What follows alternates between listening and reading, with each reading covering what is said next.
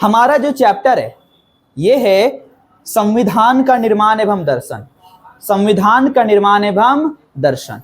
क्या होता है संविधान का निर्माण, है ना, कैसे होता है संविधान का निर्माण, और क्या है कॉन्स्टिट्यूशनल फिलोसफी, इन सारे चीज को हम लोग इस क्लास में समझेंगे। सबसे पहले देखते हैं हमारा संविधान क्या कहता है, क्या होता है संविधान, उसको जानते हैं। तो अगर संविधान को जानेंगे तो यह एक ऐसा दस्तावेज है, दस्तावेज लिखित है। भारत का संविधान कैसा है, लिखित संविधान। आप पहले भी जानते हो कि इंडियन कॉन्स्टिट्यूशन कैसा है, लिखित है। तो हमारा संविधान एक ऐसा दस्तावेज है जो किसी देश की शासन व्यवस्था, अधिकार, कर्तव्य और संस्थाओं की रूपरेखा तय करता है। हमारा संविधान क्या तय करता है कि हमारा शासन कैसे चलेगा, ये तय करता है। क्या हमारे संविधान में ये बातें नहीं लिखी होगी कि हमारा देश में सरकार लोकतांत्रिक होगा, लोकतांत्रिक गवर्नमेंट, डेमोक्रेटिक गवर्नमेंट, और हमारा देश डेमोक्रेटिक रिपब्लिक गवर्नमेंट है। ठीक है, हमारा देश में जो सरकार है वो लोगों के द्वारा चुना जाता है। एक राष्ट्रपति का पद होता है जिसको हम लोग तो नहीं चुनते बट इनडायरेक्टली वो चुना जाता है। प्रधानमंत्री का पद होता है जिसको कौन चुनता है, हम लोग चुनते हैं, है ना। तो प्रधानमंत्री भी है, राष्ट्रपति भी है। बहुत सारे देशों में राष्ट्रपति सिर्फ होता है, प्रधानमंत्री नहीं होता है। हम लोगों में प्रधानमंत्री भी और क्या है, राष्ट्रपति। बट सब पावर राष्ट्रपति के पास नहीं है, प्रधानमंत्री के पास है। तो आप बोलोगे राष्ट्रपति किस लिए बना, राष्ट्रपति इसलिए बनाया गया ताकि प्रधानमंत्री अपना मनमर्जी का काम ना कर सके। एक तो देखने के लिए घर में कोई होना चाहिए कि नहीं होना चाहिए, तो वो है। हमारे संविधान क्या है, लिखित संविधान है। और इस लिखित संविधान में क्या बताया गया है कि हमारा सरकार कैसे शासन करेगा, शासन व्यवस्था कैसे चलेगी, और क्या बोला किसको क्या अधिकार मिलेगा, क्या कर्तव्य मिलेगा, ये सारा का सारा बात किसमें कहा गया, संविधान में, है ना। अब इस संविधान के निर्माण को जरा समझो। हमारा भारत का संविधान कब तैयार हो गया, हमारा भारत का संविधान 26 नवंबर 1949 को अपनाया गया, मतलब रेडी हो गया। कब, 26 नवंबर 1949।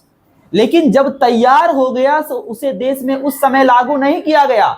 लागू कब किया गया, लागू किया गया 26 जनवरी 1950 को। तो अगर आपसे पूछा जाए संविधान कब तैयार हुआ, आप कहिएगा 26 नवंबर 1949 को।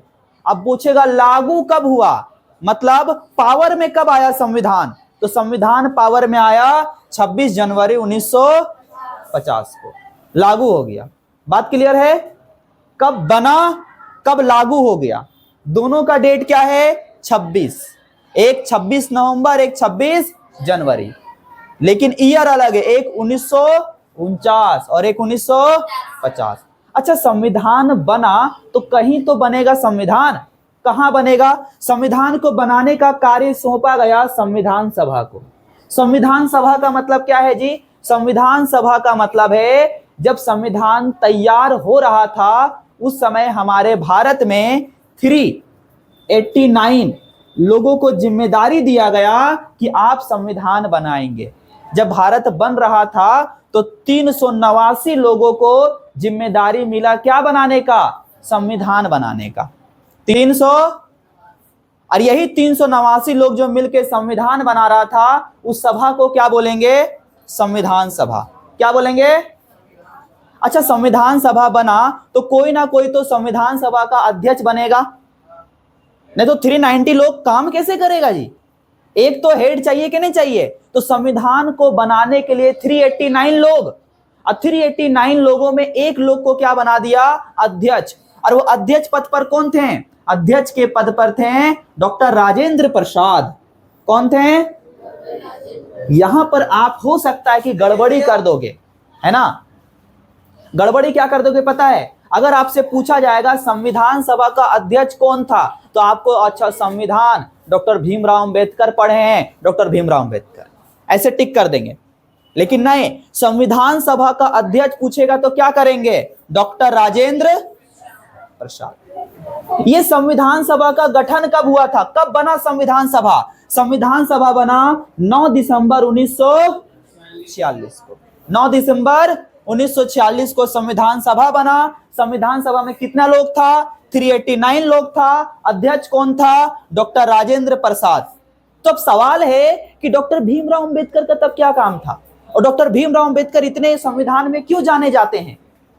वो ढांचा तैयार किया, ढांचा। जैसे आप घर बनाओगे तो कोई आर्किटेक्चर को बुलाकर अपना घर का ढांचा तैयार करवाओगे कि नहीं, कि घर कैसे बनेगा, कहाँ मेरा बेडरूम होगा, कहाँ किचन होगा, कहाँ वॉशरूम होगा, कहाँ गार्डन होगा, है कि नहीं, कहाँ स्विमिंग पूल बनाएंगे हम, समझे? ये सारा कुछ आप पहले से तय करोगे। तय करने के लिए एक आएगा आर्किटेक्चर, शिल्पकार, वो आपका पूरा नक्शा तैयार करके देगा, देखिए यहां घर होना चाहिए, ऐसा डिजाइन होना चाहिए, शिल्पकार। तो डॉक्टर भीमराव अंबेडकर उसी शिल्पकार की तरह थे जिन्होंने संविधान का ढांचा तैयार किया। क्या तैयार किया? तो अगर आपसे पूछा जाए संविधान का ढांचा किसने तैयार किया, तो डॉक्टर भीमराव अंबेडकर, है ना। और संविधान सभा का अध्यक्ष कौन था? डॉक्टर राजेंद्र प्रसाद। संविधान सभा कब बना था? 9 दिसंबर 1946। कितना लोग था? 389। तो अब सवाल है, जो 389 लोग संविधान को बना रहे हैं, क्या हर समय 389 लोग था? आंसर है नहीं था। देश का आजादी हो गया, 15 अगस्त 1947 को देश आजाद हो गया। उस समय बहुत सारे लोग थे जो पाकिस्तान चले गए। अब जो पाकिस्तान चले गए, क्या भारत का संविधान वो बनाएंगे? नहीं। भारत के संविधान सभा से उन्होंने इस्तीफा दे दिया, बोला हम जा रहे हैं पाकिस्तान, हम इस्तीफा देते हैं, रिजाइन करते हैं। तो कितना लोग रिजाइन कर दिया? 389 लोग मिलकर संविधान बना रहा था, उसमें से 90 लोगों ने रिजाइन कर दिया, तो बचा कितना? 299। 299 लोग बचा संविधान को बनाने के लिए। किसको बनाने के लिए? संविधान को बनाने के लिए। तो अगर आपसे पूछा जाएगा संविधान सभा में कितने थे, आप बोलेगा 389। आजादी के बाद कितना हो गया? 299। बात क्लियर है? अध्यक्ष कौन था संविधान सभा का? डॉक्टर राजेंद्र प्रसाद। जो ढांचा तैयार किया उसका अध्यक्ष कौन था? डॉक्टर भीमराव अंबेडकर। ठीक है। अब देखो, इस संविधान को बनाने में कितना साल लगा? 2 साल 11 महीना और 18 दिन का समय लगा संविधान को बनाने के लिए। और जब संविधान बन के तैयार हुआ तो हम आपको बताएंगे कि संविधान में कौन सी बातें कहां से ली गई। हमारा संविधान ऐसा नहीं है कि सब बात तो हम लोग खुद से लिखे हैं, बहुत सारे देशों से उनके अच्छे अच्छे बातों को हम लोग ले लिए हैं। संविधान के मुख्य कार्य क्या होते हैं? संविधान हमारा क्या काम करता है? तो संविधान का काम क्या होता है? संविधान बना किस लिए? संविधान बना इसलिए ताकि हमें कोई दिक्कत ना हो। अब हमें कब दिक्कत नहीं होगा? हमें तब दिक्कत नहीं होगा जब सरकार ठीक से चलेगी। तब हमको क्या दिक्कत है? सरकार ठीक से चल रही है। और सरकार कब ठीक से चलेगी? जब सरकार के तीनों अंग ठीक से काम करेंगे। कौन कौन से अंग है सरकार के? 3, कार्यपालिका, विधायिका, न्यायपालिका। जब ये तीनों ठीक से काम करेंगे तब सरकार ठीक से चलेगी, और जब सरकार ठीक से चलेगी तो हमें कोई दिक्कत नहीं होगा। कार्यपालिका का काम होता है कानून को चलाना, इसका काम है कानून को चलाना। विधायिका का काम होता है कानून को बनाना, कानून को बनाना। और इसका काम होता है ये देखना कि कोई कानून का उल्लंघन तो नहीं कर रहा है। वो न्यायपालिका देखता है, अगर कोई कानून तोड़ रहा है तो उसको पनिश्ड करने का काम, हाँ, दंडपालिका, न्यायपालिका, है ना, जुडिशियरी, ये काम करता है। अब जरा देखो, संविधान यह तय करता है कि सरकार कैसे बनेगी। सरकार बहुमत से बनेगी। अब वो बहुमत चाहे आप अकेला पार्टी लेकर आओ या गठबंधन करके लाओ, वैसे क्या बनेगी सरकार, और सरकार बनेगी तो फिर काम करेगी। सरकार यह तय करता है, संविधान यह तय करता है कि सरकार कैसे बनेगी और कैसे चलेगी। केंद्र के पास क्या शक्ति होगा, राज्य के पास क्या शक्ति होगा, कार्यपालिका क्या काम करेगी, विधायिका क्या करेगी, न्यायपालिका क्या काम करेगी, यानी पूरा सरकार को चलाने का काम कौन करेगा? हमारा संविधान। संविधान के हिसाब से सब चलेगा। हमारे देश में कोई बड़ा नहीं है, ना डीएम, ना सीएम, ना पीएम, ना डिस्ट्रिक्ट मजिस्ट्रेट, ना चीफ मिनिस्टर, ना प्राइम मिनिस्टर। बड़ा है तो संविधान। सब कोई संविधान के अंदर ही रह के काम करता है। संविधान का उल्लंघन करने का अधिकार किसी के पास नहीं है। ठीक है, यानी सरकार को चलाने का काम कौन कर दिया? संविधान। अब देखो हमारा संविधान क्या करती है, हमारे संविधान नागरिकों को अधिकार देती है जी, और नागरिकों के अधिकार की रक्षा करती है। हमारे पास कितने मौलिक अधिकार? हमारे पास 6 मौलिक अधिकार। 6 में सबसे पहला मौलिक अधिकार कौन सा है? समानता का अधिकार। कौन सा अधिकार? Right to equality. अनुच्छेद कितना से कितना में समानता का अधिकार है? अनुच्छेद 14 से।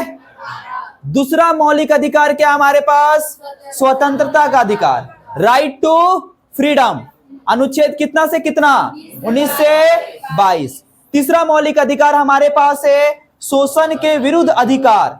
इसका मतलब अगर कोई आपके ऊपर अत्याचार करता है ना, आपका शोषण करता है, तो आप उसके खिलाफ आवाज उठा सकते हैं। इसका मतलब ये नहीं कि घर वाला बोला अरे पानी लेकर आना एक बाल्टी, अरे मेरा शोषण हो रहा है, इसके खिलाफ आवाज उठाएंगे हम, वैसे नहीं। समझे कि नहीं? अगर कोई जबरदस्ती आपको मान लो कि 10 साल का आपको खदाने भेज दिया जाए, कोयला निकाल, तो वो हो गया शोषण। उस तरह का काम अगर हो रहा है तो आप उसके खिलाफ आवाज उठाएंगे, तो आवाज उठाएंगे, घर वाला आवाज दबा देगा। समझे? अनुच्छेद कितना से कितना में शोषण के विरुद्ध अधिकार? 23 से 24। धार्मिक स्वतंत्रता का अधिकार, धर्म को लेकर हम लोग सब स्वतंत्र हैं, अपने धर्म का प्रचार कर सकते हैं, कोई दिक्कत है इसमें? नहीं। अपना धर्म को मान सकते हैं, कोई रोकेगा हमको? नहीं। हम चाहें तो अपना धर्म परिवर्तन भी कर सकते हैं, एक धर्म से दूसरे धर्म में जा सकते हैं, कोई रोक पाएगा? नहीं। तो ये हमें धार्मिक स्वतंत्रता का अधिकार है अनुच्छेद 25 से लेकर 28 में।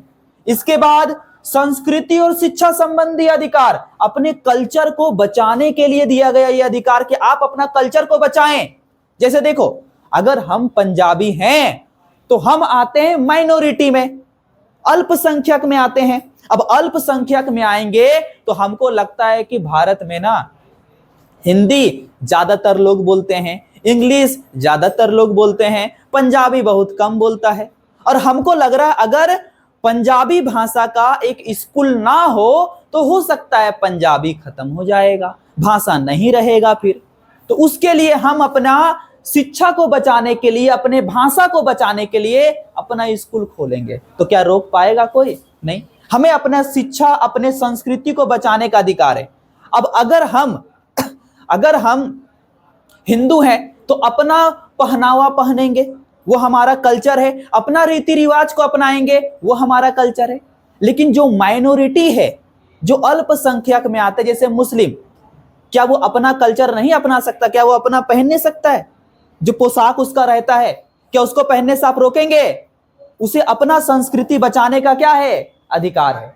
और वो अपना पहनावा इसलिए पहनता है ताकि उसका कल्चर खत्म ना हो जाए। लगता है ना कि हम कम हैं, अगर हम यूज नहीं करेंगे अपने कल्चर का, हम अगर अपने कल्चर को नहीं अपनाएंगे तो फिर कौन अपनाएगा? फिर लोग भूल जाएगा कि हमारा ये कल्चर भी है ना? तो हमें अपने कल्चर को बचाने का अधिकार है। अनुच्छेद कितना से कितना में बोला? 29 से 30 में। और अगर आपको लगता है कि संविधान में कुछ गड़बड़ी है, या पहले संविधान बना था ना, 1949 में बन के तैयार हुआ, 1950 में लागू हुआ, उस समय संविधान बना, और उस समय जो संविधान बना उसमें बहुत सारी बातें लिख दी गई, बट वो आज के समय के हिसाब से सही नहीं बैठता, उसमें परिवर्तन होना चाहिए। तो वो परिवर्तन भी हो सकता है, क्योंकि अधिकार अनुच्छेद 32 में पता है क्या है? संवैधानिक उपचारों का अधिकार, कि आप संविधान में परिवर्तन कर सकते हैं। लेकिन संविधान में परिवर्तन करने के लिए आपको लोकसभा और राज्यसभा में 2/3 बहुमत चाहिए। कितना बहुमत? 2/3। समझ में आया? अब आप बोलोगे यहां पर अनुच्छेद 29 से 30 और डायरेक्ट 32 आ गया, 31 कहां गया? 31 में था संपत्ति का अधिकार, जिसे अभी क्या कर दिया गया? हटा दिया गया। क्लियर है? अब देखो, संविधान के कार्य में हमारा तीसरा पॉइंट है, जो कि है शक्ति का विभाजन, है ना? हमारा संविधान ने क्या किया पता है? हमारे संविधान ने अधिकारों को बांट दिया, हमारे संविधान ने पावर को बांट दिया। पावर को क्या कर दिया? बांट दिया। एक ही आदमी के पास सारा पावर आ जाएगा तो ठीक से नहीं कर पाएगा। जैसे हम ही अगर मान लो सारा सब्जेक्ट आपको बताएं, चलो बता भी देते हैं। लेकिन अगर सारा काम हम ही करें, सुबह उठ के झाड़ू लगाना है, सेंटर का हम लगाएंगे, सब हम करेंगे, रिजल्ट हम बनाएंगे, क्वेश्चन हम बनाएंगे, टाइप हम करेंगे, नोट्स हम तैयार करेंगे, सारा काम हम ही करेंगे, तो क्या हम कोई भी काम ठीक से कर पाएंगे? आंसर होगा नहीं, सारा काम ठीक से नहीं हो पाएगा, है ना। तो इसलिए हमने अपने कार्यों को क्या कर दिया, बांट दिया कि हमारा क्वेश्चंस बनाने के लिए अलग डिपार्टमेंट है, टेस्ट लेने के लिए अलग डिपार्टमेंट है, समझे, पढ़ाने के लिए अलग डिपार्टमेंट है, डाउट क्लियर करने के लिए अलग डिपार्टमेंट है। ये सारा बांट दिया जाएगा, तब हर काम क्या होगा, ठीक से होगा, है ना। तो संविधान ने क्या किया, शक्ति का विभाजन कर दिया जी। उन्होंने कहा देखिए, केंद्र और राज्य के बीच हम शक्ति को क्या कर देते हैं, बांट देते हैं। केंद्र और राज्य सरकार के बीच पावर को क्या कर दिया गया, बांट दिया। अगर कोई पावर केंद्र सरकार के पास है तो उसको संघ सूची बोलेंगे। ध्यान से देखिए, पावर को 3 भागों में बांटा, 3 सूची है। पहला सूची है संघ सूची, दूसरा सूची है राज्य सूची, और तीसरा है समवर्ती सूची। संघ सूची का मतलब अगर अधिकार केंद्र सरकार के पास है तो उसको क्या बोलेंगे, संघ सूची। संविधान ने वैसा शक्ति जो सिर्फ केंद्र को दिया उसको क्या बोलेंगे, संघ सूची। अब केंद्र के पास कितना ऐसा विषय है जिसमें केंद्र सरकार सिर्फ डिसीजन लेगा, वो विषय कितना है, 100। 100 ऐसा काम है जिसको सिर्फ केंद्र सरकार करेगा और कोई, अगर केंद्र सरकार कर रहा है तो क्या बोलेंगे, संघ सूची। कौन सा सूची, संघ सूची।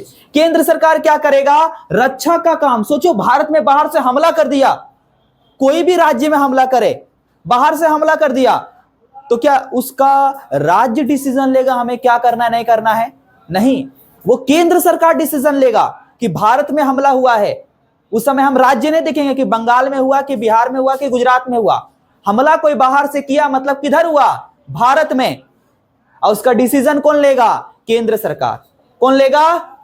इसलिए रक्षा संबंधी कार्य किसको सौंप दिया, केंद्र सरकार को। ये बहुत बड़ा बड़ा काम है, तो बड़े बड़े कार्यों को केंद्र सरकार निपटाएंगे। जैसे विदेश नीति, हमें विदेश के साथ कैसा नीति बनाना है, कैसा पॉलिसी बनाना है, हमारा अमेरिका के साथ संबंध कैसा होगा, हमारा चाइना के साथ कैसा संबंध होगा, हमारा रूस के साथ कैसा संबंध होगा, राज्य डिसाइड करेगा कि केंद्र सरकार? ये तो बड़ा काम है ना जी, इसको कौन डिसाइड करेगा, केंद्र सरकार। बाहर से हमला करेगा तो रक्षा करने का काम कौन करेगा, केंद्र सरकार। रेलवे तो एक राज्य में नहीं चल रहा है, सब राज्य में चल रहा है। अब हर राज्य अपना हिसाब से अड़ंगा लगाने लगेगा, वो बोलेगा हम अपना रेलवे में इतना पैसा लेंगे। पश्चिम बंगाल बोलेगा हम 10 किलोमीटर का हम लेंगे 100 रुपया, और वहीं बिहार बोलेगा नहीं हम 10 किलोमीटर का 10 रुपया लेंगे। अगर राज्य करेगा तो इस कदर का हो सकता है कि नहीं हो सकता है?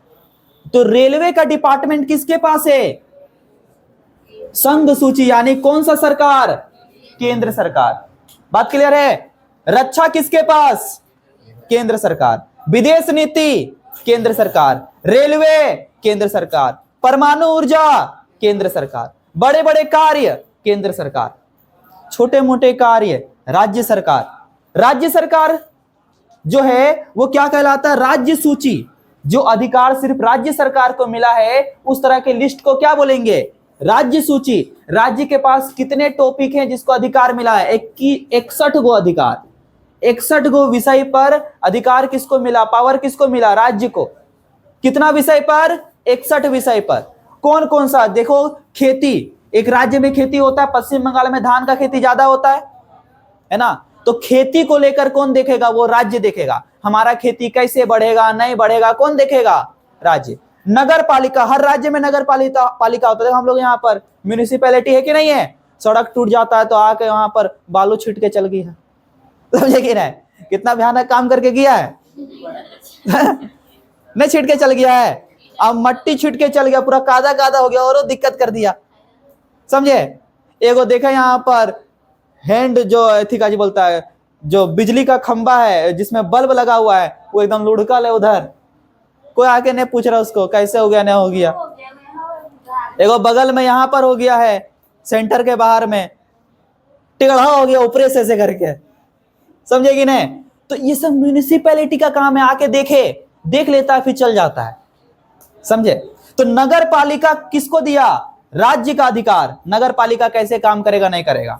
जल का आपूर्ति राज्य सरकार। राज्य में परिवहन, सड़क परिवहन है राज्य में, कौन देखेगा? राज्य देखेगा। पुलिस, पश्चिम बंगाल का पुलिस है कि नहीं है? राज्य। स्वास्थ्य राज्य, हमारे यहां पर देखो स्वास्थ्य कार्ड है, नहीं है हेल्थ कार्ड, राज्य सरकार। तो कुछ कुछ अधिकार किसको मिला? सिर्फ राज्य सरकार को। कुछ कुछ पावर सिर्फ राज्य सरकार को। क्या क्या पावर मिला राज्य सरकार को? कृषि में पावर किसका है? राज्य। नगर पालिका राज्य। जल आपूर्ति राज्य। राज्य परिवहन वो राज्य करेगा। पुलिस, स्वास्थ्य सब कौन करेगा? राज्य। कोई कोई कार्य होता है बच्चा जो कि केंद्र और राज्य मिलके करता है, जैसे शिक्षा, और एकदम जरूरी भी है, शिक्षा में कार्य कौन करता है? केंद्र और राज्य मिलके। बात क्लियर है? श्रम कानून, मजदूरी का कानून जो बनेगा, केंद्र और राज्य क्या करेगा? मिलके। जहां केंद्र और राज्य मिलके करता है उसे हम लोग क्या कहते हैं? समवर्ती सूची। कौन सा सूची? और कितना विषय है? 52 विषय है जिस पर कार्य केंद्र और राज्य क्या करता है? मिलके करता है। तो हमको बताओ, संघ सूची में कौन कार्य करता है? संघ सूची केंद्र सरकार, राज्य सूची, समवर्ती सूची केंद्र और राज्य दोनों। केंद्र सरकार के पास कितना विषय? 100 विषय। राज्य सरकार के पास कितना विषय? 61। और दोनों को समवर्ती सूची में देखेंगे तो कितना हो जाएगा? 52। रक्षा का कार्य कौन करेगा? संघ सूची में कौन करेगा? केंद्र सरकार। कौन करेगा? विदेशी नीति बनाना है तो केंद्र सरकार। बहुत अच्छा। रेलवे का काम तो राज्य क्या करेगा? खेती कैसा हो रहा है, नगर पालिका ठीक से काम कर रहा है कि नहीं कर रहा है, जल का आपूर्ति हो पा रहा है कि नहीं हो पा रहा है, कौन करेगा? राज्य सरकार। और दोनों मिलके कुछ ही करेगा। शिक्षा, बढ़िया से एजुकेशन मिल रहा है कि पढ़ेगा इंडिया तो बढ़ेगा इंडिया। इंडिया तो चलाता है कुछ ही रील्स, रील्स चलाएगा इंडिया तो रील्स बनाएगा इंडिया। समझे कि नहीं?